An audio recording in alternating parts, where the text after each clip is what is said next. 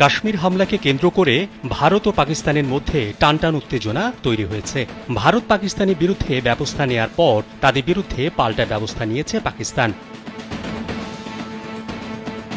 এই অবস্থায় আজাদ কাশ্মীরের প্রধানমন্ত্রী চৌধুরী আনোয়ারুল হক ভারতকে হুঁশিয়ারি দিয়েছেন। তিনি বলেন, সীমান্ত অতিক্রম করে ভারত যদি পাকিস্তানে কোনো আগ্রাসন চালায় তাহলে পাকিস্তান চূড়ান্ত জবাব দেবে। এই খবর জানিয়েছে এক্সপ্রেস ট্রিবিউন। আনোয়ারুল হক বলেন, ভারতের সাহস নেই পাকিস্তানের সীমান্ত লঙ্ঘনের, কিন্তু যদি করে তাহলে শক্তি প্রয়োগের মুখে পড়বে। তিনি ভারতের কূটনৈতিক আচরণকে চাণক্য নীতি বা কূটনীতির আবরণে ছুরি মারা বলেও আখ্যা দেন।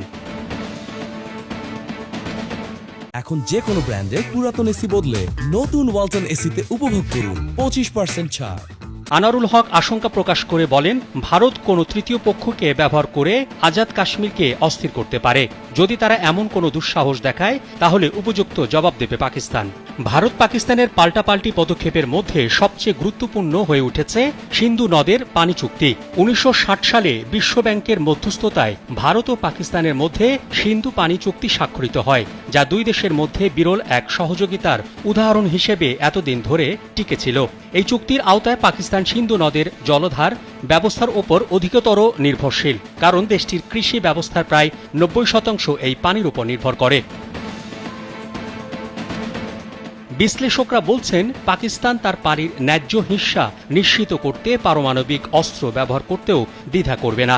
ইতোমধ্যে ইসলামাবাদও স্পষ্ট করে বলেছে, চুক্তি অনুযায়ী পাকিস্তানের পানির প্রবাহ বন্ধ বা সরিয়ে নেয়ার যে কোনো চেষ্টা যুদ্ধ ঘোষণার শামিল হবে এবং তার জবাব দেয়া হবে সকল ধরনের প্রচলিত ও অপ্রচলিত অর্থাৎ পারমাণবিক অস্ত্র ব্যবহার করে। পাকিস্তানের জাতীয় নিরাপত্তা পরিষদ বা এনএসসি এক বিবৃতিতে জানিয়েছে, পানি হচ্ছে পাকিস্তানের জীবনরেখা, যা 24 কোটিরও বেশি মানুষের অস্তিত্বের সঙ্গে জড়িত।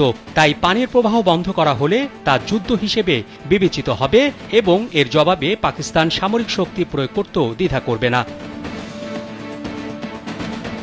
প্রতিরক্ষা বিশ্লেষকরা বলছেন, ভারত যদি পাকিস্তানের পানির প্রবাহ থামাতে কোনো জলাধার বা বাঁধ নির্মাণ করে তাহলে পাকিস্তান সেই স্থাপনাগুলো ধ্বংস করে দেবে। এতে পারমাণবিক অস্ত্র ব্যবহার করতেও তারা দ্বিধা করবে না। মোহাম্মদ শাহাবুদ্দিন মাহতাব, কালবেলা।